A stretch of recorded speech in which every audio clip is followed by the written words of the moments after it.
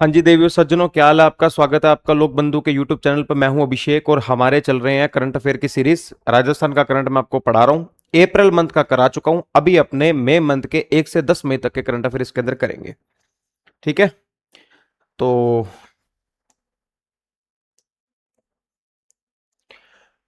मई month के हम current affairs करेंगे और 1 से लेके आज 10 मई तक।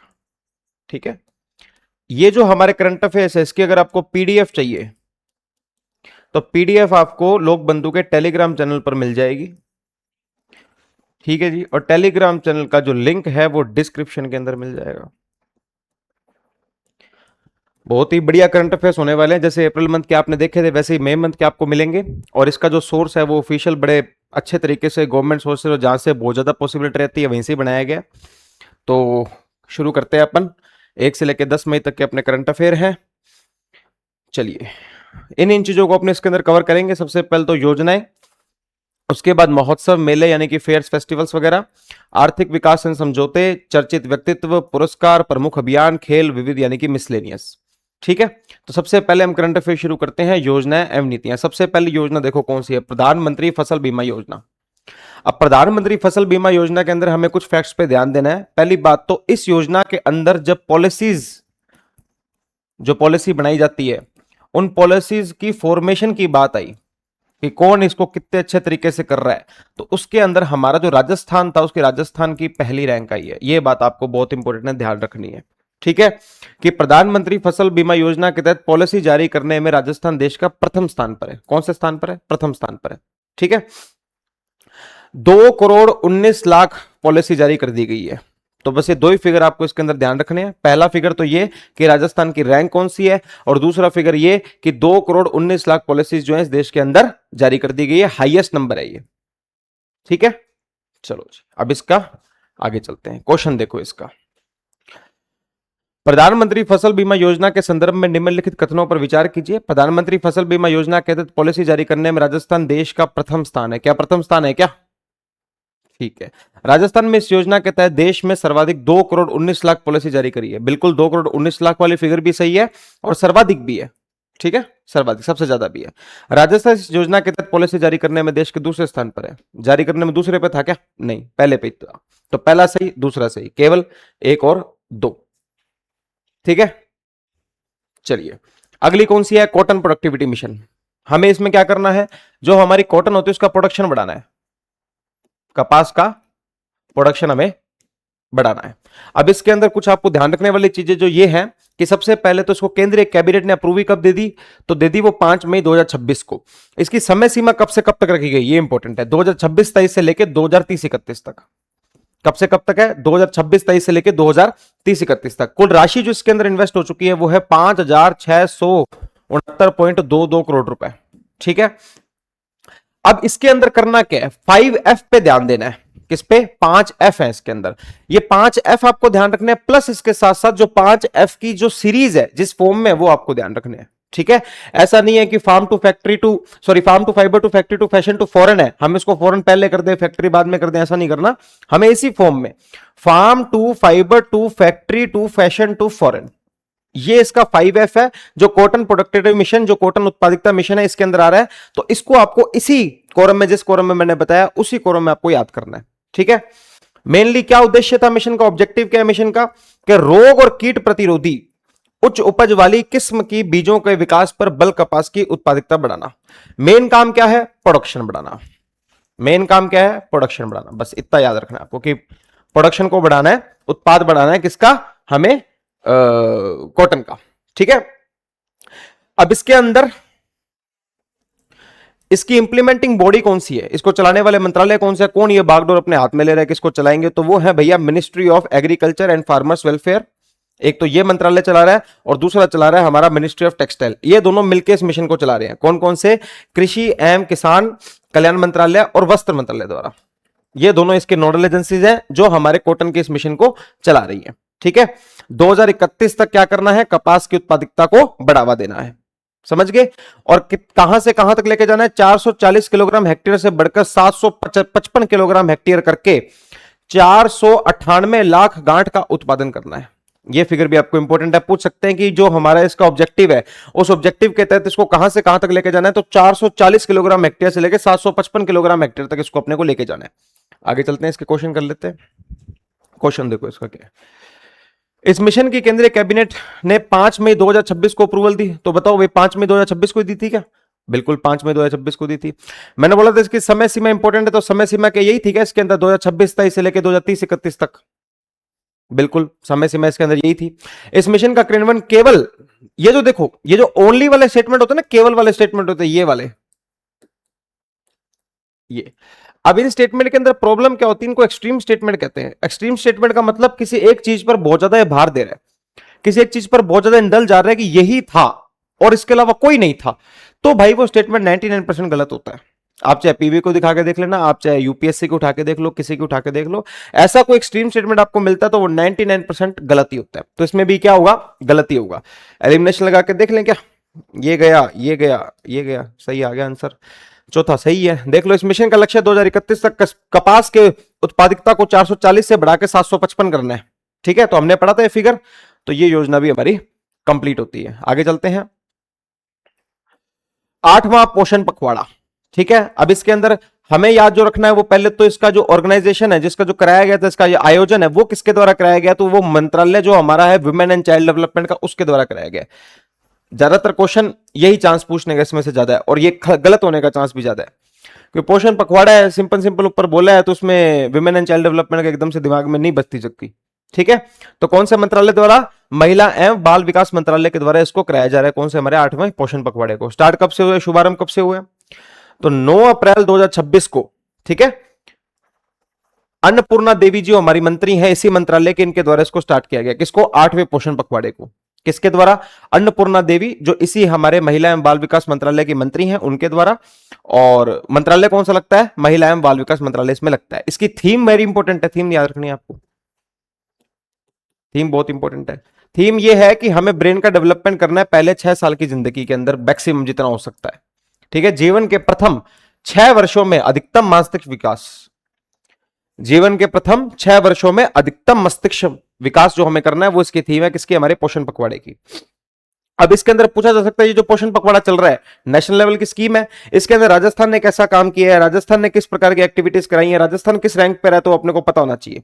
ठीक है, अब इसके अंदर जो हमारा राजस्थान है, उसने इस पोषण पखवाड़े के अंदर सबसे ज्यादा एक्टिविटीज कराई है, सबसे ज्यादा इसने चीजों को प्रमोट किया, सबसे ज्यादा चीजों को किया है। तो इसकी जो रैंक बनती है इसके अंदर पूरे देश में, इसमें भी फर्स्ट ही बनती है। ये बात आपको ध्यान में रखनी है। Rajasthan has secured the first position in the country in the Poshan Pakhwada by organising the maximum number of activities. ठीक है, अब इस अभियान के तहत कुल कितने जिलों में कितने लोगों के साथ क्या हो गया, तो उसका भी आपको फिगर याद रखना है। जिसके तहत नहीं, ये रहा, इस अभियान के तहत प्रदेश के 41 जिलों में 62,139 आंगनबाड़ी केंद्रों पर कुल 45,37,229 गतिविधियां संपूर्ण हुई हैं, एक्टिविटीज जो इस पोषण पखवाड़े से रिलेटेड थी। तो पोषण पखवाड़ा आपने देख लिया, इसको चलाने वाला मंत्रालय महिला एवं बाल विकास मंत्रालय, जिसकी मंत्री कौन है, अन्नपूर्णा देवी जी हैं। ठीक है, थीम इसकी क्या है, थीम है कि जिंदगी के प्रथम 6 सालों के अंदर दिमाग का जितना ज्यादा विकास हो सकता है उतना विकास करना। और इसके अंदर राजस्थान हमारा सबसे ज्यादा एक्टिविटीज कराने में पहले नंबर पर है। कितने जिलों में होगी, 41 जिलों में होगी। बाकी फिगर 62,139 आंगनबाड़ी केंद्रों पर, और कुल कितनी गतिविधियां करा दी, कितनी एक्टिविटीज करा दी, 45,37,229। ठीक है जी, चल सकते हैं। आइए क्वेश्चन करते हैं। इसका आयोजन 9 अप्रैल से 23 अप्रैल 2026 तक भारत सरकार के महिला एवं बाल विकास मंत्रालय द्वारा किया गया। बिल्कुल सही बात है। इसका शुभारंभ 9 अप्रैल 2026 को केंद्रीय महिला एवं बाल विकास मंत्री अन्नपूर्णा देवी के द्वारा किया गया। बिल्कुल सही बात है। इसकी थीम जीवन के प्रथम 6 वर्षों में अधिकतम मस्तिष्क विकास थी। बिल्कुल सही बात है। राजस्थान में सर्वाधिक गतिविधियां आयोजित कर पोषण पखवाड़े में देश द्वितीय स्थान पर है। नहीं साहब, सर्वाधिक गतिविधियां करी हैं तो वो स्थान भी कौन सा मिलेगा उसको, पहला मिलेगा। सर्वाधिक गतिविधियां तो स्थान भी पहला, तो तीसरा हमारा गलत हो, नहीं चौथा हमारा गलत हो गया, तो पहला दूसरा तीसरा। ठीक है, चलिए। लाडो प्रोत्साहन योजना, ठीक है जी, क्या क्या याद रखना है। सबसे पहले तो लाडो प्रोत्साहन के अंदर शुभारंभ कब से हुआ था, 1 अगस्त 2024 से हुआ था, इसको आपको जरूर याद रखना है। दूसरा, इसका जो ये हमारी स्कीम है लाडो प्रोत्साहन, इसका ऑब्जेक्टिव क्या है, इसका उद्देश्य क्या है, वो देखते हैं हम। भाई एक जो गर्ल चाइल्ड होती है, लड़की पैदा होती है, तो लड़की पैदा होने में आज भी समाज में कुछ ऐसे तत्व हैं जो उसको ज्यादा सही नहीं मानते, जो उसको as a bad luck, as a क्रूरता अपने ऊपर हुई है, ऐसे इस रूप में लेते हैं। तो उस जो सोच है उसको बदलना। ठीक है, हमें क्या करना, लड़कियों के प्रति पॉजिटिव होना कि ठीक है यार, part of the world, part of the society, same companion, एक ही बराबर, एक ही बराबर स्टेटस, कोई उनके द्वारा नेगेटिविटी नहीं रखना, हर बार पॉजिटिव एटीट्यूड रखना, पॉजिटिव एटीट्यूड से ही उनको आगे लेके चलना। तो उसके लिए क्या होगा, उनकी हेल्थ लेवल को बढ़ाओ, एजुकेशन लेवल को बढ़ाओ और लड़कियों के प्रति थोड़ा सा पॉजिटिव रहो। मुख्य उद्देश्य क्या है, बालिकाओं के प्रति सकारात्मक सोच विकसित करना और उनके स्वास्थ्य एवं शिक्षा के स्तर में सुधार लाना, कि स्वास्थ्य अच्छा हो जाए, उनका शिक्षा अच्छी हो जाए और उनके प्रति हम क्या रखें, पॉजिटिव सोच रखें। पॉजिटिव सोच माने सकारात्मक सोच। ठीक है, ये बेसिक तो ऑब्जेक्टिव है इस थीम का। तो भैया 1 अगस्त 2024 को आई थी और पॉजिटिव एटीट्यूड होना चाहिए बालिकाओं के प्रति। अब इसके तहत कितनी राशि दी जाएगी, 1,50,000 की राशि दी जाएगी। अब ये जो 1,50,000 की राशि है जो इनको दी जाएगी, ये कुल लाभ इनको मिलेगा हमारी बालिकाओं को इसके अंदर, और ये जो लाभ इनको मिलेगा ये एक साथ नहीं मिलेगा, इनको टुकड़ों में मिलेगा। कभी 6 क्लास पास होने पर, कभी 12वीं क्लास पास होने पर, कभी पैदा होने पर, ऐसे करके उनको 1,50,000 रुपए पूरा दिया जाएगा। लेकिन अगर आपसे पूछे कि लाड़ो प्रोत्साहन योजना के अंदर कुल लाभ कितना मिलता है, तो वो 1,50,000 है। पात्रता एलिजिबिलिटी क्या रहती है, तो बालिका का जन्म जो है वो किसी राजकीय चिकित्सा संस्थान में होना चाहिए या फिर ऐसे किसी योजना, ऐसे संस्थान प्राइवेट में होना चाहिए जो कि जननी सुरक्षा योजना जिसके ऊपर एप्लीकेबल है। पहली शर्त तो ये है कि इस लाडो प्रोत्साहन के तहत लड़की पारित कब होगी, पात्रता उसकी कब होगी, जब या तो वो किसी राजकीय चिकित्सा संस्थान में यानी किसी गवर्नमेंट हॉस्पिटल में हुई हो, प्राइवेट हॉस्पिटल में हुई हो, जो कि रिकॉग्नाइज है किसके द्वारा, जननी सुरक्षा योजना के द्वारा। ठीक है, प्लस इसके साथ साथ उसकी जो माता है वो राजस्थान की मूल निवासी होनी चाहिए। ये 3 योजनाएं अगर होती हैं तो लाडो प्रोत्साहन योजना के तहत उस बालिका को 1,50,000 रुपए कुल राशि दी जाएगी। पहली कौन सी, कि हॉस्पिटल, पहली बात तो गवर्नमेंट होना चाहिए, गवर्नमेंट नहीं है प्राइवेट भी चलेगा लेकिन जननी सुरक्षा योजना के तहत रिकॉग्नाइज होना चाहिए। प्लस जो लड़की की मां है, मदर है, वो राजस्थान की नेटिव होनी चाहिए, यानी मूल निवासी होनी चाहिए। ये 3 अगर आपकी पात्रताएं मिल जाती हैं तो आप की जो बालिका है उसको 1,50,000 रुपए जरूर प्राप्त होंगे, लेकिन टुकड़ों में होंगे।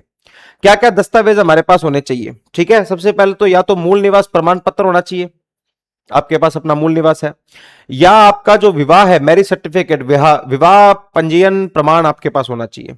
ठीक है, इतनी दोनों बातें तो आपके पास होनी चाहिए, दोनों में ही आपके पास ऑप्शन है। उसके साथ साथ आपके पास क्या, एक बैंक खाता होना चाहिए, बैंक अकाउंट होना चाहिए। ठीक है, वो एएनसी टेस्ट के आपके पास डॉक्यूमेंट होने चाहिए। एएनसी टेस्ट होता है कि माता और बेटी का टेस्ट होता है प्रेगनेंसी से पहले, उसके टेस्ट के आपके पास डॉक्यूमेंट होने चाहिए, प्लस आपके पास बैंक खाता होना चाहिए। उसके साथ साथ या तो आपके पास मूल निवास हो या आपके पास विवाह पंजीयन प्रमाण यानी मैरिज सर्टिफिकेट हो, दोनों से काम चल सकता है। ठीक है, रजिस्ट्रेशन इसका जो होगा वो कैसे होगा, इसके लिए एक पोर्टल बनाया गया, उस पोर्टल का नाम है पीसीटीएस पोर्टल। सीधा सीधा पूछ सकते हैं कि लाडो प्रोत्साहन योजना को पारित करने के लिए जो पोर्टल बनाया गया उस पोर्टल का नाम क्या है, पीसीटीएस पोर्टल। या फिर यूं पूछ सकते हैं कि हाल ही में बनाए गए पीसीटीएस पोर्टल का जो लिंक है वो कौन सी योजना से या फिर कौन सी योजना के रजिस्ट्रेशन के लिए काम आता है, तो लाडो प्रोत्साहन योजना। ठीक है, माध्यम से संचालित, जहां प्रत्येक बालिका को एक यूनिक आईडी नंबर दिया जाएगा, यूआईडी नंबर दिया जाएगा। उसको क्या दिया जाएगा, यूआईडी, यूनिक आइडेंटिफिकेशन नंबर। कौन सा नंबर, यूनिक आइडेंटिफिकेशन नंबर हर बालिका को दिया जाएगा। तो अब तक की कोई बातें आपको नहीं समझ आई तो बताना। सबसे पहले 1 अगस्त 2024 बालिकाओं के प्रति पॉजिटिव सोच, कुल लाभ 1,50,000 रुपए, पात्रता राजकीय या प्राइवेट है तो जेएसवाई से, और माता जो क्या होनी चाहिए, राजस्थान की मूल निवासी। दस्तावेज मूल निवास प्रमाण पत्र हो, नहीं है तो मैरिज सर्टिफिकेट हो, उसके साथ साथ बैंक खाता, और बैंक खाता होने के साथ साथ आपका जो एनसी टेस्ट हुआ था उसके आपके पास पेपर होने चाहिए। पोर्टल इसके लिए कौन सा चलेगा, पीसीटीएस पोर्टल लगेगा, और इस पोर्टल के बाद जो बालिका है उसको यूआईडी, यूनिक आइडेंटिफिकेशन नंबर, उसको दे दिया जाएगा। चलिए, अब किस्तें कैसे दी जाएंगी वो देख लीजिए। लड़की का जैसे जन्म हुआ तो 2,500 रुपए मिलेंगे उसको। ठीक है, जैसे ही उसकी 1 साल की उम्र हो गई तो उसको मिनिमम कितना दिया जाएगा, 2,500 रुपया। जैसे क्लास 1 के अंदर एडमिशन लिया 4,000, क्लास 6 के अंदर एडमिशन लिया 5,000, एडमिशन क्लास 10th में लिया तो 11,000, और ये जो एडमिशन है ये एडमिशन नहीं है, ये पास है। ठीक है, उस पर 25,000। उसके बाद जैसे ही ग्रेजुएशन हुई और 21 साल की उम्र हुई, बचे हुए 1 लाख, टोटल मारोगे तो 1,50,000 रुपए उनका आ जाएगा। कितना, 1,50,000।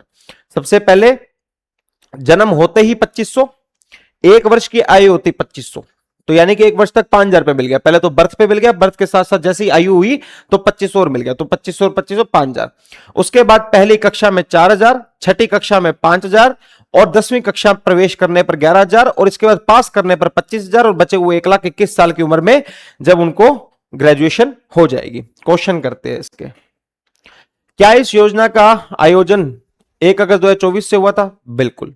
अंतर्गत बालिका के जन्म पर 1,50,000 की राशि का संकल्प पत्र प्रदान किया जाता है? बिल्कुल। इस योजना के लिए बालिका के जन्म राजकीय चिकित्सा संस्थान या जेएसवाई के लिए मान्यता प्राप्त निजी अस्पताल में आवश्यक है? बिल्कुल। योजना के तहत पहली कक्षा में प्रवेश करने पर 4,000, 10वीं कक्षा में 11,000 और 12वीं कक्षा में 25,000 की प्रदान की जाती है।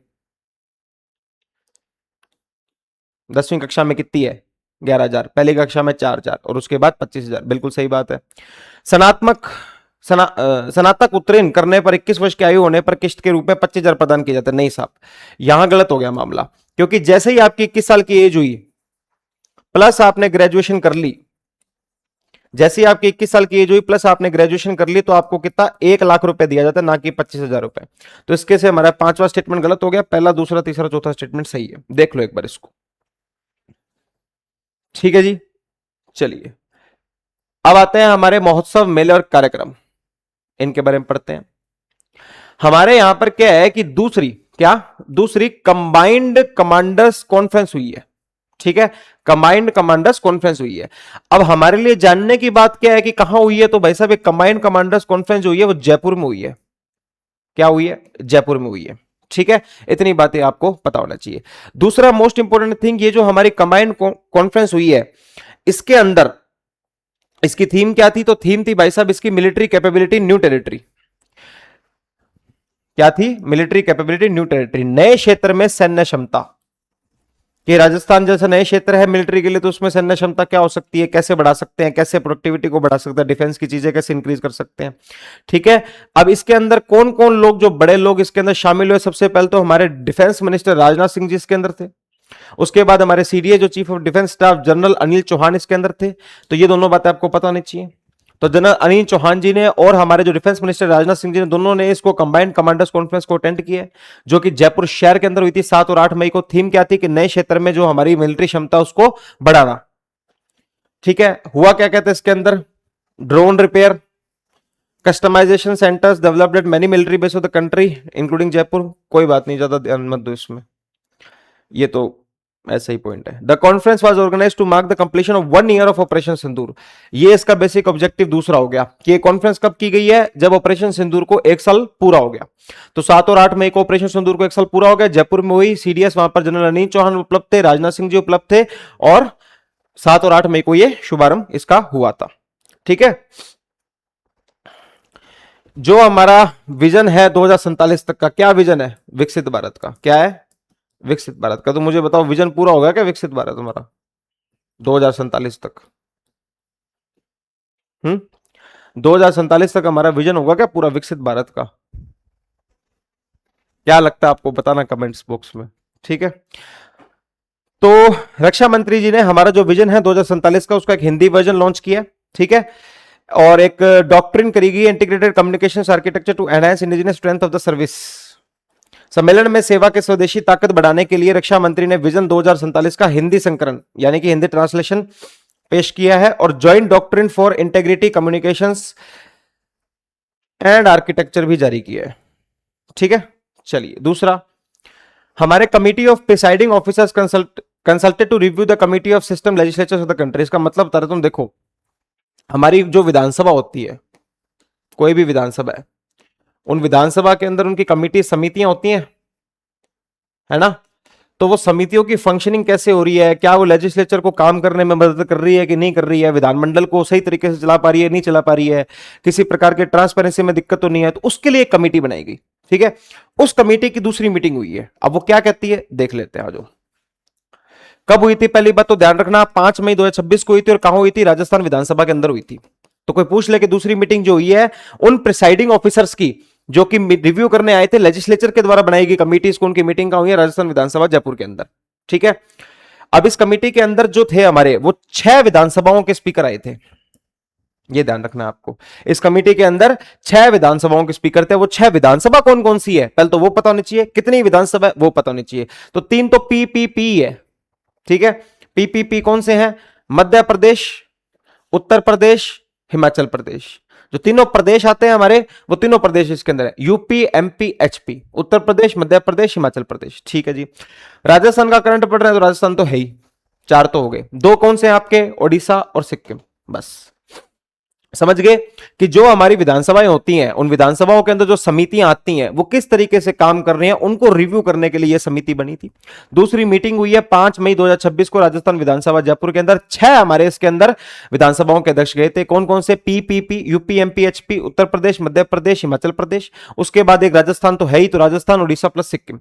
चेयरमैन कौन थे इसके अंदर, जो हमारे मध्य प्रदेश की विधानसभा है उसके स्पीकर नरेंद्र सिंह तोमर साहब इसके चेयरमैन बनाए गए थे, जो ये सेकंड मीटिंग हुई है। अपेक्षा करता हूं यहां तक आपको सारा समझ में आ गया होगा। ठीक है, अब हमारे जो ग्राम चलता है, ठीक है, ग्राम 2026 की इन्वेस्टर मीट हुई थी। अब इसमें ध्यान रखना है आपको, इसका आंसर आपको किसके साथ देना है, डेट के साथ देना है। क्यों, क्योंकि ग्राम मीट जो 30 अप्रैल वाली है, जो 30 अप्रैल 2026 को हुई थी, वो तो हुई है हमारे अहमदाबाद में। अहमदाबाद कहां पड़ता है, गुजरात में। इसके बाद वाली जो है वो क्या पता कहीं और भी हो सकती है। ठीक है, तो डेट ध्यान रखना, जब भी ग्राम मीट की बात है तो डेट ध्यान रखनी है आपको। तो 30 अप्रैल 2026 वाली ग्राम मीट कहां हुई है, अहमदाबाद के अंदर। ठीक है, the chief minister inaugurated the Ahmedabad chapter of Rajasthan foundation during meet. ये तो चलो कोई ना, पर मेन ये मत भूल जाना कहां हुई है, अहमदाबाद के अंदर। अब देख लो, इन्वेस्टर मीट जो हमारी है वो ग्राम फिर 2026 की है, और ये 8 मई को हुई है। 8 मई वाली हैदराबाद तेलंगाना में हुई है। 8 मई वाली कहां हुई है, हैदराबाद तेलंगाना के अंदर हुई है। और 30 अप्रैल वाली कहां हुई थी, अहमदाबाद के अंदर हुई थी। तो ये आपको मैं समझा रहा था कि जब भी ग्राम मीट का आंसर बताओ तो आप कैसे देना है उसका आंसर, डेट देख के। हैदराबाद तेलंगाना के अंदर किसके द्वारा कराई गई थी, हैदराबाद में जो ग्राम मीट हुई है तो वो कराई गई थी department of agriculture in collaboration with FICCI and Rajasthan foundation. तो 3 थे इसके अंदर, पहला तो कृषि मंत्रालय था, दूसरा FICCI था, और तीसरा राजस्थान फाउंडेशन इसके अंदर था। तो 3 लोगों ने मिलकर क्या कराई है हमारी ये हैदराबाद वाली ग्राम मीट। MOU साइन हुए, मेमोरेंडम ऑफ अंडरस्टैंडिंग 200 करोड़ रुपए से ज्यादा के। ठीक है, इन्वेस्टर मीट के अंदर क्या डेवलपमेंट करना है, फूड पार्क बनाएंगे, इससे सीड प्रोसेसिंग बढ़ाएंगे, फूड प्रोसेसिंग बढ़ाएंगे जो राजस्थान के अंदर विभिन्न जगहों पर। इन्वेस्टर मीट में राजस्थान के कई स्थानों पर food park, seed processing, food processing के विकास के लिए कितने करोड़, 200 करोड़ रुपए से अधिक MOU का आदान प्रदान किया गया। मीटिंग हुई थी कहां पर, हैदराबाद में, और इसको चलाया किसने, कृषि मंत्रालय, FICCI और राजस्थान फाउंडेशन। चलिए, फॉरेन लैंग्वेज स्किल्स प्रोग्राम, ये भी बहुत बहुत इंपॉर्टेंट है। इसका क्वेश्चन बहुत ज्यादा चांस है कि पूछा जा सकता है, पेपर हैक कर लिया अपन ने। तो foreign language communication skills program, विदेशी भाषा संचार कौशल कार्यक्रम। ठीक है, तो विदेशी भाषा संचार कौशल कार्यक्रम चल रहा है। तो ये हुआ कब था, तो ध्यान रखना है कि भाई साहब 1 मई को हुआ था, और कहां हुआ था, बिरला ऑडिटोरियम के अंदर। इसके चीफ गेस्ट कौन बनाए गए थे, जो हमारे minister of education government of India, sir प्रणाम प्रणाम प्रणाम, जो हमारे minister of education government of India, इनको हाथ जोड़ के प्रणाम। ये धर्मेंद्र प्रधान जी को क्या बनाया गया था, foreign language communication skills program का चेयरमैन बनाया गया था।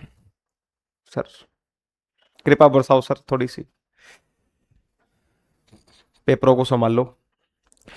एग्रीमेंट हुआ था MOU राजस्थान गवर्नमेंट किसके साथ, English and foreign language university Hyderabad के साथ और नेशनल स्किल डेवलपमेंट कॉर्पोरेशन के साथ, NSDC जो है, इन दोनों का किसके साथ हुआ था, राजस्थान सरकार के साथ हुआ था। क्यों, क्योंकि अब हमें क्या करना है, कुछ फॉरेन लैंग्वेजेस है हमारी, कितनी कुछ है, 5 कुछ है।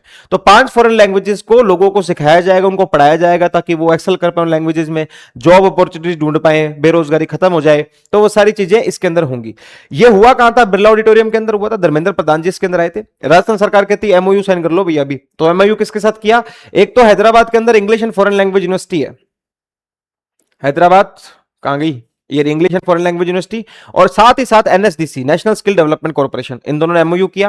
क्या करेंगे, 5 भाषाएं सिखाएंगे। कौन कौन सी हैं वो आपको पता होनी चाहिए कि जो सिखाई जाएगी इस प्रोग्राम के तहत, German, French, Korean, Japanese and Spanish. ठीक है, German, French, Korean, Japanese and Spanish. देखो जापानीज एंड कोरियन को तो एक साइड रख दो, जर्मन, फ्रेंच और स्पेनिश को एक साइड कर लो, पर याद रखनी है German, French, Spanish, Japanese and Korean. ठीक है, ये आपको पता होना चाहिए। अब इस प्रोग्राम को जो बिरला ऑडिटोरियम के अंदर जिसका इवेंट हुआ था, इसके नोडल डिपार्टमेंट, इसको जारी करने वाले विभाग कौन से हैं, सबसे पहला तो department of higher technical education and department of skill employment and entrepreneurship. उच्च एवं तकनीकी शिक्षा विभाग, कौशल रोजगार एवं उद्यमिता विभाग। तो ये दोनों मिलकर इसको चलाएंगे अच्छे से और सबको ये सिखाएंगे। कोर्स कितने समय का होगा? तो भाई साहब कोर्स 16 सप्ताह का होगा। ठीक है, 41 सरकारी कॉलेजों में सेंटर बनाए जाएंगे इसके। 12वीं पास कोई भी विद्यार्थी इसमें प्रवेश ले सकता है। कोई भी ऐसा व्यक्ति जिसने 12वीं कर रखी है वो इन फॉरेन लैंग्वेज के प्रोग्राम में प्रवेश ले सकता है, वहां पर जाके फॉरेन लैंग्वेज सीख सकता है। जिसने 12वीं नहीं कर रखी है वो नहीं सीख सकता इनके अकॉर्डिंग। और दूसरा, इसके जो चीफ गेस्ट हैं वो धर्मेंद्र प्रधान जी हैं। इसको जो चलाने वाला डिपार्टमेंट है वो हायर टेक्निकल एजुकेशन है और एम्प्लॉयमेंट एंड एंटरप्रेन्योरशिप का डिपार्टमेंट है। कितनी भाषाएं सिखाई जाएंगी? तो 5 सिखाई जाएंगी। एमओयू किसके साथ हुआ है? तो एनएसडीसी के साथ हुआ है और English and foreign language university का हुआ है। किसके साथ हुआ है? राजस्थान सरकार के साथ। यही बातें हैं इसके अंदर। चलिए, पोषण पखवाड़े में राजस्थान पहले स्थान पर, हम जानते हैं तो पहले ही पढ़ा है हम। तो राजस्थान का पहला स्थान आया है।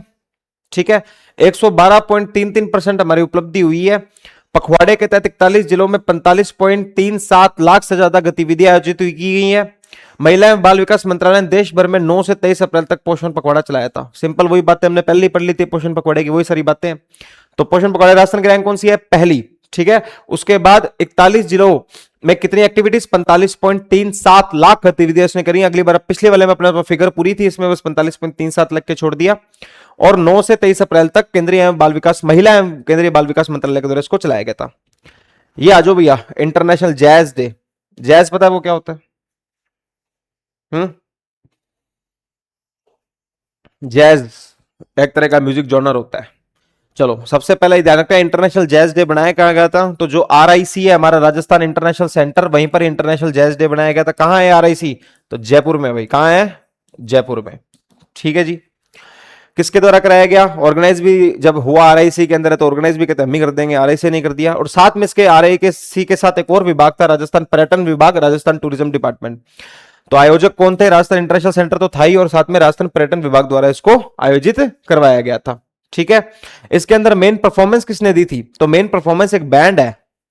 ठीक है, जिसका नाम क्या है? New groove jazz collective.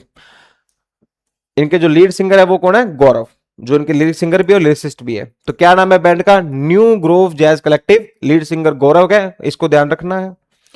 ठीक है, 2011 से यूनेस्को ने 30 अप्रैल को जैज डे कह दिया, घोषित कर दिया। बस ये सारी बातें इसको बेसिकली आपको ध्यान रखनी है।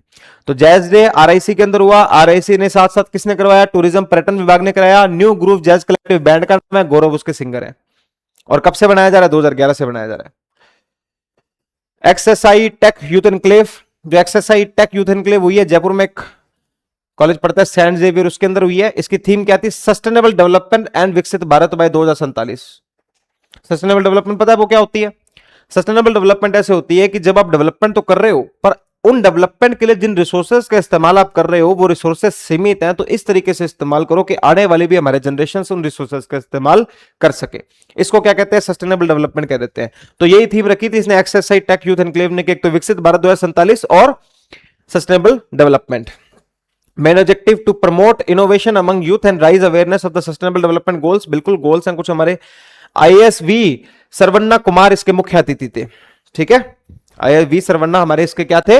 मुख्य अतिथि थे। क्या किया इसके अंदर? साइंस एग्जीबिशन हुआ, पोस्टर प्रेजेंटेशन हुआ, क्विजेज हुई। कुल मिला के ध्यान रखने वाली बात क्या है कि 600 बच्चों ने पार्टिसिपेट किया था 10 स्कूल और कॉलेजेस से। बस ये ध्यान रखने वाली बात है। कितने बच्चों ने? 600। और कितने जगहों से? 10 स्कूल और कॉलेजेस से। तो क्या याद रखोगे एक्सएसआई टेक यूथ कॉन्फ्रेंस के अंदर? सबसे पहले तो हुई कहां थी? तो सेंट जेवियर के अंदर हुई थी। क्या करना है? सस्टेनेबल डेवलपमेंट और विकसित भारत 2047 तक सस्टेनेबल डेवलपमेंट गोल्स के प्रति इनको उजागर कराना है। आईएसवी श्रीनिवास कुमार इसके जो चीफ गेस्ट बनाए गए थे। पेपर प्रेजेंटेशन हुआ, एक्टिविटीज हुई, पोस्टर प्रेजेंटेशन हुआ, सब चीजें हुई। कुल मिला के पार्टिसिपेट कितने लोगों ने किया? तो 10 से ज्यादा, 10 स्कूलों में से 600 बच्चों ने पार्टिसिपेट इसके अंदर किया था। चलिए, outreach dance workshop organised by the occasion of the world dance day. ठीक है, वर्ल्ड डांस डे आया। वर्ल्ड डांस में क्या हुआ? एक डांस वर्कशॉप करी गई। विश्व नृत्य दिवस के अवसर पर आउटरीच डांस वर्कशॉप का आयोजन हुआ। ठीक है जी, सबसे पहले किसने किया, किसने करवाया वो देख लेते हैं हम। तो ये वर्कशॉप जो है डांस की, ये करवाई गई थी किसके द्वारा? इंडियन वुमेन इम्पैक्ट नाम का एक एनजीओ है, नॉन गवर्नमेंटल ऑर्गेनाइजेशन होती है। इंडियन वुमेन इम्पैक्ट नाम का एक एनजीओ, उसके स्टूडेंट्स के द्वारा इस आउटरीच डांस वर्कशॉप को कराया गया था। कब हुई थी? वर्ल्ड डांस डे के दिन। It was in organised in collaboration with Jaipur dance conclave and the open space society. तो इसको ऑर्गेनाइज कराया था इन्होंने, लेकिन किसके साथ मिलकर कराया था? Jaipur dance conclave and the open space society, toss, the open space society and Jaipur dance conclave. Hindi Hindi मत करना, हिंदी में भी इंग्लिश में लिखा हुआ है, Jaipur dance academy and the open space society, toss. ठीक है जी। अब इसके अंदर जो है वो एक इंपॉर्टेंट बात क्या है, important main face of attraction कौन? तो उनका नाम है प्रिया वेंकटरमन। क्यों? अच्छे खासे जाने माने भरतनाट्यम के डांसर हैं, उन्होंने इस वर्कशॉप को अटेंड किया था। ठीक से करंट अफेयर लगा मेरे को, तो एक ज्यादा पूछा लग पर ठीक है कि वर्ल्ड डांस डे के अंदर आउटरीच डांस वर्कशॉप हुई है, किसके द्वारा? इंडियन वुमेन इम्पैक्ट के द्वारा कराई गई थी, एक एनजीओ है ये। साथ में क्या था? जयपुर डांस कॉन्क्लेव था, और साथ में था toss, the open space society, और प्रिया वेंकटरमन जो भरतनाट्यम डांसर है, उन्होंने इस कॉन्फ्रेंस को अटेंड किया था। आगे चलते हैं। डॉक्टर राकेश हुजा मेमोरियल सिंपोजियम, ठीक है, ये क्या हुआ? एक करेक्टिव गवर्नेंस होनी चाहिए कि नहीं होनी चाहिए, उसके लिए एक डिस्कशन हुआ था। डायलॉग मान सकते हो, डायलॉग समिट मान सकते हो, ठीक है। तो एक कहां हुआ था, ये ध्यान रखना, ये हुआ था आरआईसी के अंदर। क्या कहना चाहते थे कि सही तरीके से करेक्टिव गवर्नेंस, सही तरीके से गवर्नेंस कैसे हो सकती है, उसके बारे में चर्चा करेंगे, बस इतना ही है इसके अंदर। जयपुर कथक नो एज बार इनिशिएटिव, पहली बार ऐसा होने जा रहा है। कब होने जा रहा है? पहली बार, कि अगर आपको कथक वगैरह सीखना है या फिर आप कथक सेंटर में इसमें जाना चाहते हो, तो इसके अंदर कोई बार नहीं है आपकी उम्र के ऊपर। कितनी भी लड़की जो उम्र की महिला है वो इसके अंदर जा सकती हैं, ठीक है। 15 मई से 15 जून तक चलेगा। देख लो भाई, जिसको जाना है, जिसको सीखना, तो मौका मिल रहा है, क्योंकि नो एज बार किसी प्रकार की कोई आयु सीमा उन्होंने नहीं रखी है। तो 15 मई से 15 जून तक होगा नो एज बार अवधारणा के तहत पहली बार महिलाएं माताओं के लिए विशेष कथक बैच की शुरुआत की जा रही है। कथक, राजस्थानी लोक नृत्य, तबला और गायन, ये सब चीजें भी यहां पर सिखाई जाएंगी। प्रशासनिक व्यक्तित्व केंद्रीय कथक केंद्र के सचिव श्रुति मिश्रा हैं। इसका एडमिनिस्ट्रेटिव पर्सनैलिटी कौन है? श्रुति मिश्रा जी, जो एक कथक केंद्र है हमारे, उसके सेक्रेटरी हैं, कथक केंद्र के नेशनल लेवल के सेक्रेटरी। तो भैया जिसको कथक सीखने का शौक है लेकिन एज की वजह से नहीं सीख पा रहा था, उनको लग रहा था मेरी एज ज्यादा हो गई है, उन माताओं, बहनों, महिलाओं के लिए जयपुर कथक केंद्र नो एज बार ग्रुप लेके आया है, जिसके लिए 15 मई से 15 जून तक आपके पास समय है। अभी तो एक दिन ही बीता है, करवा लेना रजिस्ट्रेशन, और कोई एज बार नहीं है। Kathak, Rajasthani folk dance, tabla, singing सब कुछ सिखाया जाएगा। आगे चलते हैं। ज्वार कला के अंदर जूनियर समर कैंप लग रहा है, 17 मई से 1 माह तक लगेगा, ठीक है। 18-8 डिसिप्लिन के अंदर आपको ट्रेनिंग दी जाएगी। बस इतनी बातें याद रखें, 18-8 डिसिप्लिन, 18 तरह की कला आपको सिखाई जाएंगी। कितनी तरीके की? 18 तरीके की। तो याद रखना, जेके के जूनियर समर कैंप 1 महीने का लगता है, और कितने तरीके की कला? 18 तरीके की। 18 तरीके की कला अगर आपको याद रह गई तो कह देना कि इससे एक दिन पहले शुरू हुआ था, 17 मई से, और 17 मई से कब तक चलेगा? 1 महीना पूरा, ठीक है। जो 19वीं कॉलेज ऑफ किलकारी वर्कशॉप, ये भाई मई 17 से लेकर जून 7 तक हुई है, जवाहर नगर में, विद्याधर नगर में और जामडोली में। कितनी जगह हुई है? 3 जगहों पे, ठीक है। नेशनल स्कूल ऑफ ड्रामा जो एनएसडी, उनके साथ कोलैबोरेशन में हुई थी। स्टेज स्किल सिखानी थी, personality development and voice modulation के बारे में इन्होंने इसमें सिखाया। याद रखने वाली बात क्या है? कौन सी थी? 19वीं। उसके बाद इसमें दोबारा 3 जगह जो है हमारी, वहां कहां कहां हुई थी ये, कि जवाहर नगर, विद्यानगर, जामडोली। अगर बहुत ही कोई छोटे पेपर में स्पेसिफिक करंट पूछने पड़ गया, पूछा क्या जाएगा किसके साथ कोलैबोरेशन की थी? एनएसडी, बड़ी बॉडी एनएसडी, बड़े बड़े एक्टर प्रोड्यूस करती है। तो नेशनल स्कूल ऑफ ड्रामा क्या सिखाएंगे इसके अंदर? Personality development, voice modulation, stage skills वगैरह, कैसे परफॉर्म करना है, आवाज कब ज्यादा होनी चाहिए, कब कम होनी चाहिए। तो भैया समर यूज 2026, क्या summer use 2026 Kalaneri art gallery में आयोजित, जहां विशेष रूप से थिकरी आर्ट, मिनिएचर पेंटिंग और कावड़ कला की वर्कशॉप आयोजित होगी। किस किस की? 3 की। थिकरी आर्ट की एक, तो मिनिएचर पेंटिंग की, और कावड़ कला। ध्यान रखना, थिकरी आर्ट, मिनिएचर पेंटिंग और कावड़ कला किसके अंदर? समर यूज 2026 के अंदर। चलिए क्वेश्चन कर लेते हैं इसके। मुझे बताओ, संयुक्त कमांडर का दूसरा सम्मेलन 7 और 8 मई को जयपुर में आयोजित किया गया था। बिल्कुल, जयपुर में आयोजित किया गया था। कौन आए थे? राजनाथ सिंह, साथ में अनिल चौहान। और इसको क्यों किया गया था? 1 साल ऑपरेशन सिंदूर को हो गया।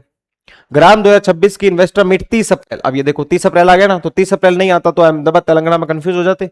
तो कहा हुई थी 30 अप्रैल वाली? अहमदाबाद में। विदेशी भाषा संचार कौशल कार्यक्रम के तहत युवा को केवल जर्मन नहीं, मैंने बोला था आपको पिछले करंट अफेयर में भी कि एक्सट्रीम स्टेटमेंट्स होते हैं। कहां गया?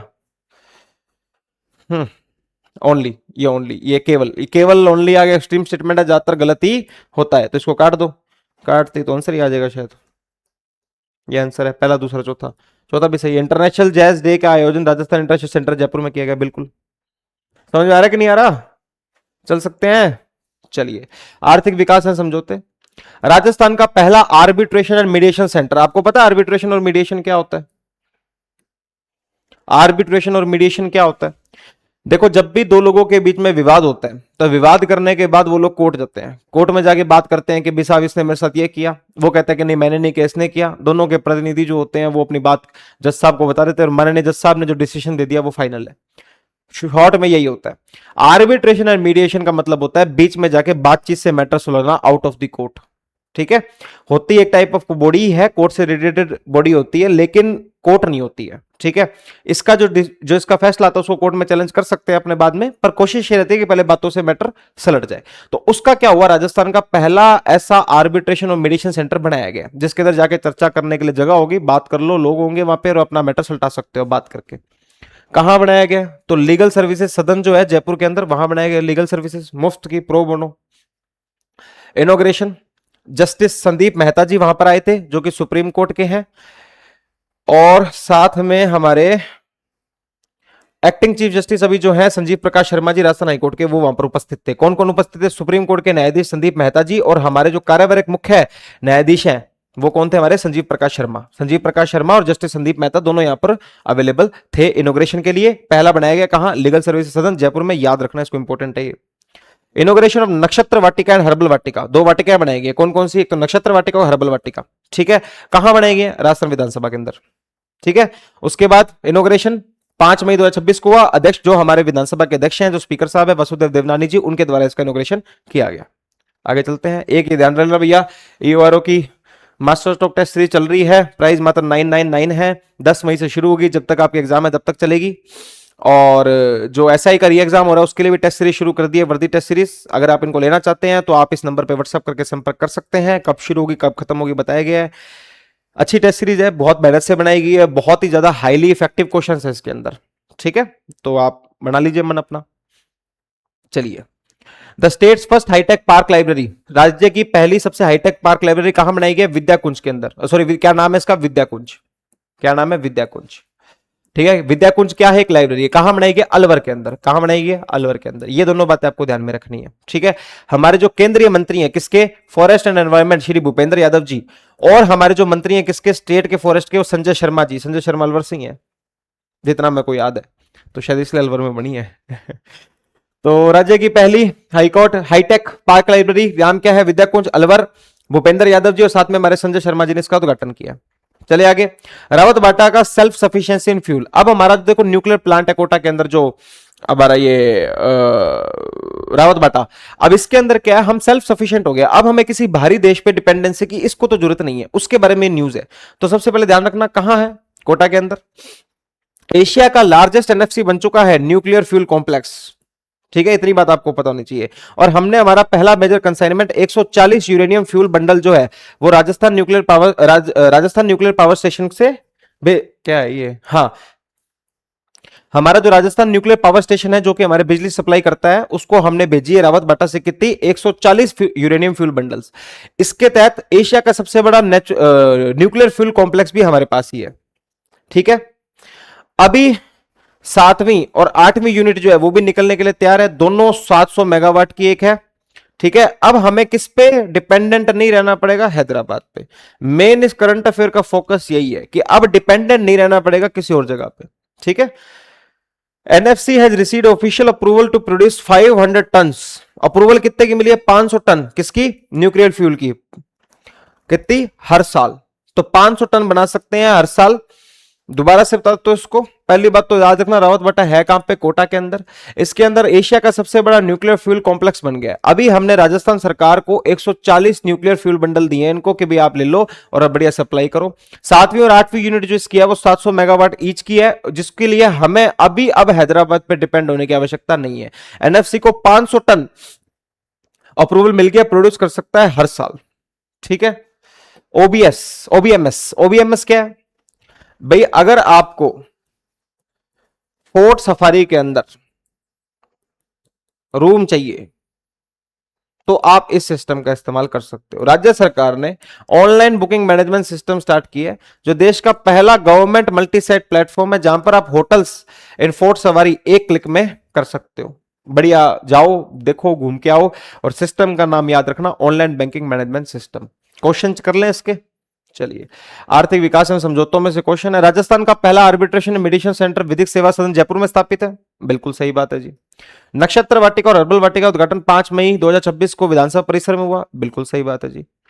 प्रदेश की पहली हाईटेक पार्क लाइब्रेरी जो है उसका नाम विद्या कुंज है। बिल्कुल सही है, विद्या कुंज है। और क्या वोलवर में स्थित है? बिल्कुल सही, अलवर में स्थित है। कौन आए थे इसके इनॉग्रेशन में? भूपेंद्र यादव और संजय शर्मा। रावत बाटा परमाणु संयंत्र की 7वीं और 8वीं इकाई को ईंधन के लिए अभी भी हैदराबाद पर निर्भर रहना पड़ेगा? ना जी, नहीं रहना पड़ेगा। 750 मेगावाट की बना दी है दोनों ईच, और अब हैदराबाद पे हम डिपेंडेंट नहीं है, हम सेल्फ सफिशिएंट है। प्लस हमारे पास 500 टन हर साल रावत बाटा से प्रोड्यूस करने की भी हमारे पास परमिशन है। ठीक है, तो काफी सेल्फ सफिशिएंट है, तुम्हारी आवश्यकता अभी नहीं है। तो 100 काटो, तो पहला, दूसरा और तीसरा। चलिए, चर्चित व्यक्तित्व, फेमस पर्सनैलिटीज, सबसे पहले कौन से हैं? ऋषभ पारिक। ऋषभ पारिक क्या है? एक संस्कृत व्याकरण विशेषज्ञ हैं, संस्कृत ग्रामर एक्सपर्ट हैं। इनको एक सिद्ध हेम व्याकरण अवार्ड मिला है। कौन सा? सिद्ध हेम व्याकरण रत्न। आपको याद इसमें क्या रखना है कि जो सिद्ध हेम व्याकरण अवार्ड जो है, ये दिया कहां है, कहां पर मिला है इनको? तो शंकेश्वर जैन टेम्पल है तीर्थ, गुजरात के अंदर। इसके साथ साथ इनको एक गोल्ड रिंग भी मिली है, और गोल्ड रिंग के साथ साथ इनको 1 लाख रुपए का इनाम भी मिला है। बस ये बातें याद रखनी है। तो कौन व्यक्ति है हमारे? ऋषभ पारिक। क्या है? संस्कृत ग्रामर एक्सपर्ट है। इनको एक अवार्ड मिला है जिसका नाम क्या है? सिद्ध हेम व्याकरण रत्न। सिद्ध हेम व्याकरण रत्न को अवार्ड मिला है। जो दिया किसने है? वो शंकेश्वर जैन तीर्थ टेम्पल गुजरात के तरफ ने दिया है। एक सोने की अंगूठी ऋषभ पारिक को मिली और 1 लाख रुपए का इनाम मिला। मजा ही आ गया मेरे को, बताने में इतना मजा आ रहा है, इनको मिलने में कितना मजा आ रहा होगा। डॉक्टर राजानंद शास्त्री, ठीक है, इनका नाम वर्ल्ड बुक ऑफ रिकॉर्ड्स में आ गया। किस में आ गया? वर्ल्ड बुक ऑफ रिकॉर्ड्स में आ गया। क्यों आ गया? क्योंकि इन्होंने अपना बहुत अच्छा काम किया एस्ट्रोलॉजी के अंदर। क्या चला के? पितृदोष निर्वाण अभियान। पितृदोष निर्वाण अभियान चलाया था, उसके लिए इनका नाम वर्ल्ड बुक ऑफ रिकॉर्ड्स में आ गया। नाम क्या है? डॉक्टर राजानंद शास्त्री। ज्योतिष के क्षेत्र में पितृदोष निवारण अभियान के उल्लेखनीय कार्यों के लिए इनका नाम वर्ल्ड बुक ऑफ रिकॉर्ड्स में दर्ज किया गया। इनका किनका? डॉक्टर राजानंद शर्मा। आगे चलते हैं। मनोज सेवानी, ठीक है, मनोज सेवानी की यूनाइटेड स्टेट यूनिवर्सिटी से पीएचडी हो गई है, वैसे डॉक्टरेट हो गई है इनकी। क्या हो गई है? पीएचडी। कहां से? हमारे यूनाइटेड स्टेट्स यूनिवर्सिटी से। व्यक्ति कौन है? मनोज सेवानी जी। कहां से हैं? जयपुर से। ठीक है, इनको अवार्ड दिया गया था हमारे जो पूर्व में एक केंद्रीय मंत्री हुआ करते थे, मानवेंद्र सिंह जी, उनके द्वारा। ठीक है, और सोशल साइंस, सामाजिक कार्य, सोशल साइंस सामाजिक कार्य के अंदर इनको अवार्ड मिला है। सोशल साइंस सामाजिक कार्य के अंदर। ठीक है, तो ये आपको ध्यान में रखना है। चले आगे। Doctor Alka Yadav, north India की, उत्तर भारत की पहली एमडी है। कहां की? उत्तर भारत की पहली एमडी न्यूट्रिशन गोल्ड मेडलिस्ट बन गई है। नॉर्थ इंडिया से आने वाली पहली MD nutrition and diabetic has been the gold medallist बन गई है। नाम याद रखना, डॉक्टर अलका यादव। और कहां की है? नॉर्थ की साउथ? North India. आगे चलते हैं, क्वेश्चन देख लो भैया। Rishabh Pareek of Jaipur was honoured with the Siddha Hem Vyakaran Ratna award at Shankeshwar Jain Tirth temple इन गुजरात। बिल्कुल सही बात है। डॉक्टर राजानंद शास्त्री के नाम पितृदोष निवारण अभियान के उल्लेखनीय कार्यों के लिए वर्ल्ड बुक ऑफ रिकॉर्ड्स में दर्ज किया गया है। बिल्कुल सही बात है। मनोज सेठानी को समाज सेवा के क्षेत्र में उल्लेखनीय कार्यों के लिए डॉक्टरेट की मरणोपाधि सम्मानित की गई। बिल्कुल सही बात है।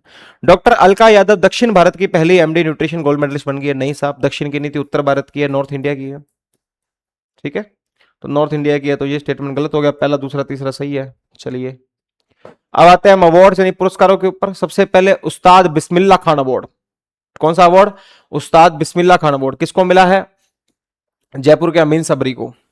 नेशनल आइकन अवार्ड, ठीक है, तो नेशनल आइकन अवार्ड के अंदर हमारे एक हरप्रीत कपूर नाम की एक महिला है जो कि बूंदी की रहने वाली हैं। उनको नेशनल आइकन अवार्ड 2026 दिया गया। किसके द्वारा दिया गया उनको? तो नेशनल आइकन अवार्ड कहां गया? को राष्ट्रीय नारी सशक्तिकरण संघ के द्वारा। किसके द्वारा? राष्ट्रीय नारी सशक्तिकरण संघ, जो कि हमारा कौन सा है? National association for empowerment for women. इनके द्वारा हरप्रीत कौर कपूर, हरप्रीत कपूर जो कि बूंदी की निवासी, उनको अवार्ड दिया गया। ठीक है। दिया किसके द्वारा गया था? दो यहां पर सांसद मौजूद थे, एक तो हमारे जयपुर की ही सांसद है मंजू शर्मा जी, दूसरे हमारे दर्शन सिंह चौधरी जी। इनके द्वारा हरप्रीत कपूर जो कि बूंदी की निवासी है, नेशनल आइकन अवार्ड 2026 इनको दिया गया है। आगे चलते हैं। एक है हमारी मेगा सोनी जी, उनको नेशनल रत्न अवार्ड मिला है। ठीक है। अब इनको ये जो अवार्ड मिला है वो भारत मंडपम के अंदर दिया गया था, एक सेरेमनी के अंदर। भारत मंडपम कहां पर है? दिल्ली के अंदर। भारत मंडपम कहां पर है? दिल्ली के अंदर। तो भारत मंडपम के अंदर उनको एक इवेंट के अंदर इसको दिया गया था, ये ध्यान रखना आपको। व्यक्ति का नाम क्या है? मेगा सोनी। और अवार्ड का नाम क्या है? नेशनल रत्न अवार्ड। ठीक है। किस किस फील्ड में मिला था इनको? Luxury silver jewellery brand category के अंदर इनको मिला था। सिल्वर ज्वेलरी मिलती है उनकी लग्जरी सीरीज, उसकी ब्रांड कैटेगरी के अंदर मेगा सोनी नेशनल रत्न अवार्ड। और कहां पर मिला गया था? भारत मंडपम नई दिल्ली के अंदर। मेगा को यह सम्मान नई दिल्ली स्थित भारत मंडपम में आयोजित समारोह में दिया गया था। लग्जरी सिल्वर ज्वेलरी ब्रांड श्रेणी में उत्कृष्ट योगदान के लिए उन्हें यह प्रतिष्ठित सम्मान प्रदान किया गया है। आगे चलते हैं। Jaipur international airport gets water positive status. देखो वाटर पॉजिटिव मतलब अब उतना पानी हम बेकार से यूज नहीं कर रहे, हार्वेस्टिंग कर रहे हैं, और जो पानी आता है उसको बचाने के हमने तरीके बना लिए हैं। किसने? जयपुर एयरपोर्ट। उसको क्या कहते हैं? Water positive. उसमें क्या मिला है? जयपुर को अवार्ड मिला है। Jaipur international airport has become the first in Rajasthan. Rajasthan में पहला मिला है, और कुछ ही जो देश में एक दो है उनमें से भी इनका नाम जुड़ गया है, जो कि वाटर पॉजिटिव एयरपोर्ट बन गए हैं। इनको प्रमाण सर्टिफिकेशन कौन देता है? तो ग्लोबल कंसल्टिंग फर्म ब्यूरो है, ब्यूरो वेरिटस। क्या नाम है? ब्यूरो वेरिटस। इस ब्यूरो वेरिटस ने हमारे जयपुर एयरपोर्ट को सर्टिफिकेशन दिया है कि आज से तुम क्या हो? वाटर पॉजिटिव हो, जो कि राजस्थान का पहला और देश में कुछ गिने चुनों में भी इसका नाम आ गया है। कितना? पहले देखो 1.3 लाख किलोवाट पानी हमने इस्तेमाल किया, ठीक है, और 1.37 लाख किलोवाट हमने बचा लिया। कैसे? रेन वाटर हार्वेस्टिंग करके, रिसाइकलिंग करके, पानी बचा के। इस्तेमाल कितना किया? 1.3 लाख किलोलीटर। बचा कितना लिया? 1.37 लाख किलोलीटर। इसको देने वाला जो ब्यूरो है वो कौन सा है? Bureau Veritas. और कौन सा? जयपुर राजस्थान का पहला बना है, दूसरा बना है, तीसरा बना है? पहला एयरपोर्ट बन गया। वुमेन बीकन लीडर अवार्ड, ठीक है।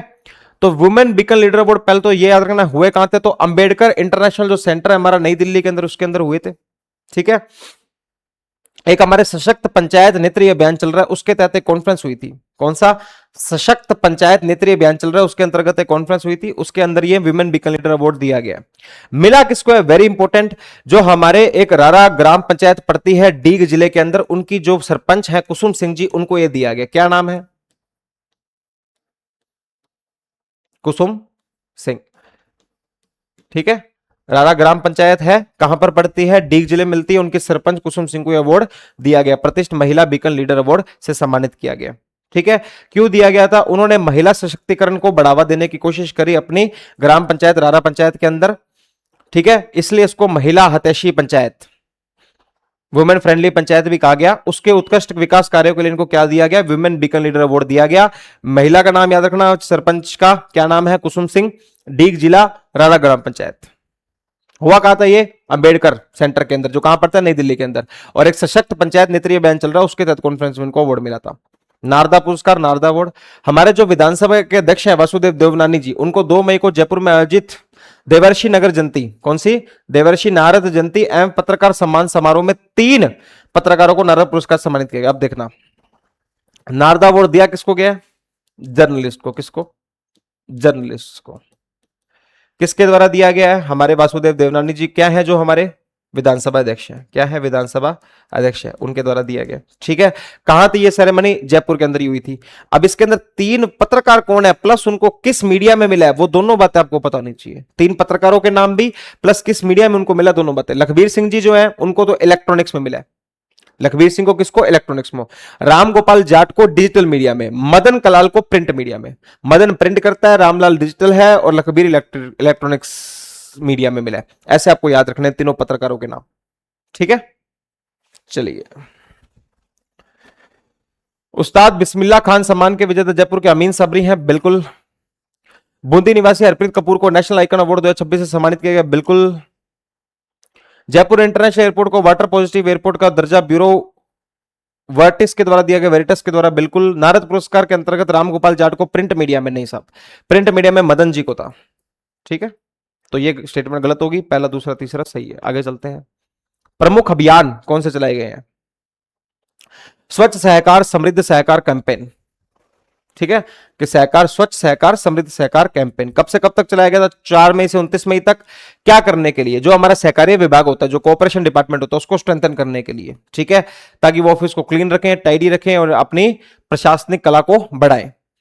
सहकारिता विभाग में कार्य संस्कृत और समृद्ध करने, कार्यालय को स्वच्छ एवं सुव्यवस्थित बनाने का प्रशासनिक दक्षता बढ़ाना, ठीक है जी, तो इसके लिए कराया गया था। कुल मिलाकर पूछे जाने वाली बात आपसे ही पूछा जाएगा कि विभाग कौन सा था, तो पता होना चाहिए सहकारिता विभाग था।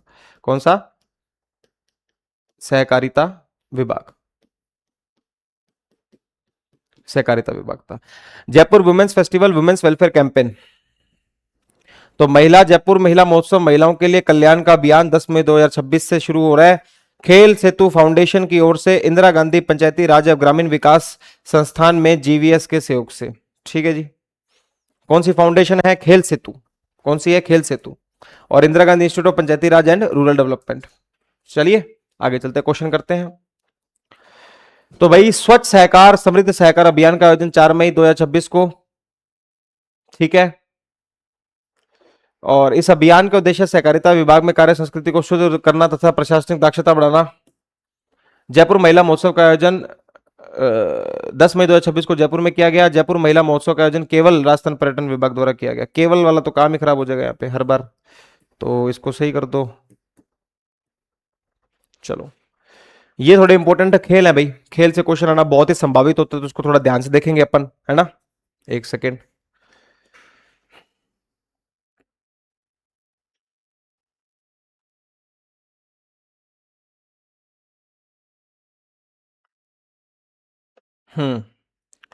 तो खेल सबसे पहले NTPC Khelo India women's national ranking archery tournament. Archery कौन सी होती है? तीरंदाजी। तो NTPC Khelo Indian women's national archery tournament हुआ। जयपुर की है कौन? धृति शर्मा। कौन है? धृति शर्मा। मेडल कौन सा जीता है? कांस्य पदक, यानी कि हमारा ब्रॉन्ज मेडल। कहां पर NTPC Khelo India women's national award किस में जीता है? आर्चरी में, जो कहां हुई थी? दिल्ली के अंदर। हराया किसको है? तो हमारी धृति शर्मा ने झारखंड की खुसरी कुमारी जी को हराया, ठीक है, in the bronze medal match. तो कौन सा मैच है? NTPC Khelo India women's national. जीती कौन है? जयपुर की धृति शर्मा। किसमें? दिल्ली के अंदर हुआ था, ब्रॉन्ज मेडल जीता है। हराया किसको है? खुसरी कुमारी जी को हराया, जो कि कहां से है? झारखंड से है। चलिए, 47वां ऑल इंडिया पावर कंपटीशन कहां हुआ? एक बालबाड़ी स्टेडियम है, बालेबाड़ी स्टेडियम है पुणे के अंदर, वहां पर हुआ, जिसके अंदर राजस्थान ने इसके अंदर अपनी ट्रॉफी जीत ली है। राजस्थान इसके अंदर जीत गया है। और राजस्थान को लीड कौन कर रहे थे इसके अंदर? पवन शर्मा। दोनों बातें आपको पता होनी चाहिए। पवन शर्मा इसको लीड कर रहे थे, ठीक है। तो 47 ऑल इंडिया पावर कंपटीशन था, बालेबाड़ी स्टेडियम के अंदर हुआ है। राजस्थान इसके अंदर जीत गया है। और किस कैटेगरी के अंदर जीता है? तो बेस्ट मार्च के अंदर जीता है। मार्च होती है बेस्ट मार्च, उसके अंदर राजस्थान कंटिजेंट इसके अंदर जीत गई है। और इसको जो लीड कर रहे थे वो कौन थे? हमारे Pawan Sharma. Third Asian para throw ball championship कौन सी? Para throw. कौन सी? Para throw. हुई कहां पर है? एक सिंगानी यूनिवर्सिटी पड़ती है झुंझुनू के अंदर, वहां पर ही हुई है, ठीक है। कहां पर हुई है? सिंगानी यूनिवर्सिटी झुंझुनू के अंदर। चैंपियनशिप कौन सी है? Para throw. The world para throw federation signed an agreement with Parathro Federation of India and Singhania University in Jaipur to organize championship। अब देखो, एक तो वर्ल्ड पैराथ्रो जो हमारी फेडरेशन है, उन्होंने किसके साथ अपना एग्रीमेंट साइन किया है? इंडिया की जो पैराथ्रो फेडरेशन है, और साथ में सिंघानिया यूनिवर्सिटी के साथ की, कि हम क्या करना चाहते हैं? चैंपियनशिप को यहां पर ऑर्गेनाइज करना चाहते हैं, बस। तो कहां पर हो रही है ये para throw ball championship? Singhania university के अंदर। World para throw plus Indian para throw, Singhania university के बीच में एग्रीमेंट भी हुआ है, ठीक है। चलिए, अब टीएडीए बढ़ा दिया, इनका अलाउंसेस बढ़ा दिए। जो हमारे राजस्थान क्रिकेट एसोसिएशन के जो क्रिकेटर्स हैं, उनके टीएडीए बढ़ा दिए। कितने बढ़ा दिए? जो हमारे क्रिकेटर्स यानी कि हैं, उनके तो क्रिकेटर का बढ़ा दिया 500 से रुपए लेके से 1000 रुपए कर दिया है। 21 साल के बाद बढ़ाया ये। अब जो क्रिकेटर्स है जो आरसीए के अंदर खेलते हैं, चाहे वो मेल हो चाहे फीमेल हो, उनका 500 रुपए डेली अलाउंस से बढ़ा के 1000 रुपए कर दिया। अंपायर जो है, अंपायर का 3000 रुपए है।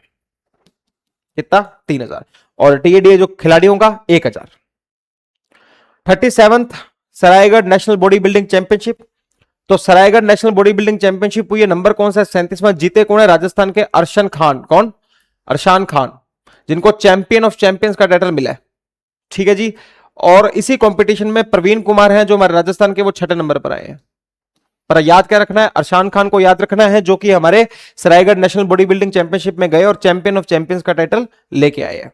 चलिए, 24वीं Kumari Surendra Singh memorial shooting championship हुई है, जयपुर की है इस स्मृति शूटिंग चैंपियनशिप के लिए हमारी अंजनी शेखावत, जिन्होंने नई दिल्ली में आयोजित 24वीं कुमारी सुरेंद्र सिंह स्मृति निशानेबाज चैंपियनशिप में 10 मीटर एयर पिस्टल, तो याद क्या रखना है इसके अंदर कि सबसे पहले तो 10 मीटर एयर पिस्टल, कौन सी 10 मीटर एयर पिस्टल कैटेगरी के अंदर नाम क्या है, अंजलि शेखावत। क्या नाम है, अंजलि शेखावत। टूर्नामेंट का नाम क्या है, 24वीं Kumari Surendra Singh memorial shooting championship. ठीक है, हुआ कहा था नई दिल्ली के अंदर, कोई बात नहीं, स्कोर भी देख लेना। हरियाणा की जो कनक है उन्होंने सिल्वर मेडल जीता और पंजाब की आगम रंजीत ने ब्रॉन्ज मेडल जीता है।